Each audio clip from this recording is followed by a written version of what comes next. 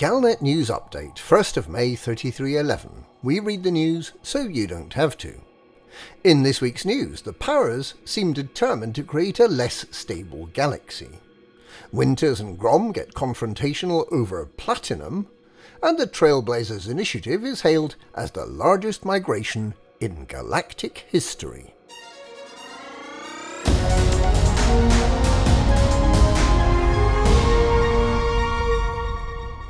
The powers seem intent on fomenting conflict between previously settled and stable systems.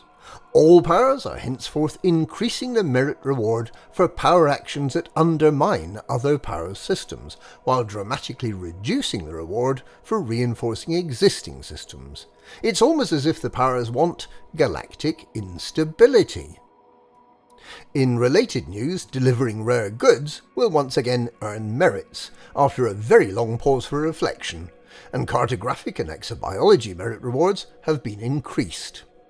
But the days of collecting occupied escape pods to help your power are over for good. The intention was that power agents would be helping to rescue those stranded in systems controlled by the power, a positive and helpful activity. Unfortunately, many of those tasked with turning in escape pods instead chose to create their own by attacking and destroying passenger ships, thus contributing to lawlessness and inadvertently undermining their power while still being rewarded. Alternative activities have been provided, but these vary depending on the power. Nakato Kane just wants more salvage in both undermining and reinforcement systems, while the Prime Minister also wants salvage, but only in undermining systems. Princess Ashley wants salvage from undermining systems too, but would prefer reboot missions in reinforcement and transferring employee and political data in acquisition systems. The Emperor would like her agents to sell commodities for large profits in acquisition systems, while President Winters wants more aid and humanitarian missions in undermining systems and selling mined resources in acquisition systems. For acquisition systems, Yuri Grom wants more ships and wakes scanned, while the Simguru wants more rare goods traded. And we can all jettison into space those occupied escape pods we've been holding on our fleet carriers.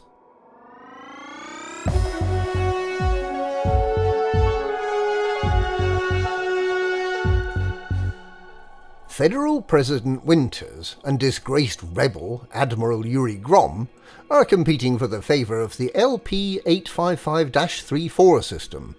Their weapon of choice? Freshly mined platinum. The controlling faction of the system has an urgent need for large quantities of mined platinum for construction efforts.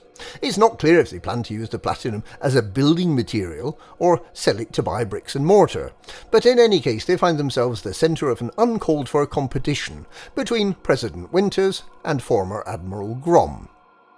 A spokesperson for 82-year-old President Winters, a native of the Rhea system, explained that it seemed natural to want to help out the undecided voters of the LP-855-34 system, and that they do not welcome at all Grom's attempt to muscle in. Sprightly 55-year-old Grom, who favours a glowering, bushy-eyebrowed look, rose up in rebellion against the Federation in 3302, establishing his own dictatorship in the Uriale system. His spokesperson described Winters' forces as weasels, and explained that only Grom's forces are being truly philanthropic. Grom's forces have vowed to beat Winters' miners, while Winters' forces are determined to demonstrate the power of the federal industrial machine. Pilots wishing to work for Winters are invited to sign up at Rhea's Resilience, while those working for Grom are invited to sign up at The Undeniable. Both megaships are near Planet 1 in LP-855-34. All of the planetary rings in the system are depleted, so it may be necessary to travel to deliver the best quality platinum in the quantities required.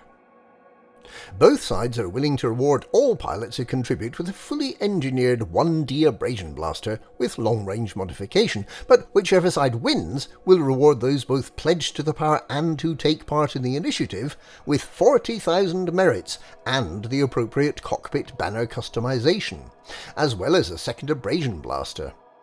The powers have ensured that those not pledged to either power cannot contribute to both sides, so they can only earn one abrasion blaster. The initiative will last for 2 weeks. Meanwhile, Gutamaya says it's delighted with the performance of the Corsair during last week's campaign against pirates in the Down system. Down Empire League's head of security, Harold Gomez, has thanked everyone who took part.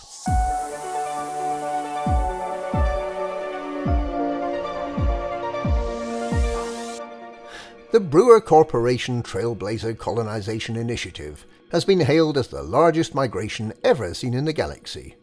Professor Irene Ralston, head of political history at Olympus Village University, explained that while the Thargoid invasion may have been a catalyst, the huge numbers of new systems available for citizens to start new lives in is proving an irresistible draw for many. With many of these colonies capable of sustaining themselves with fully developed economies, the human-occupied bubble is seeing rapid expansion in all directions.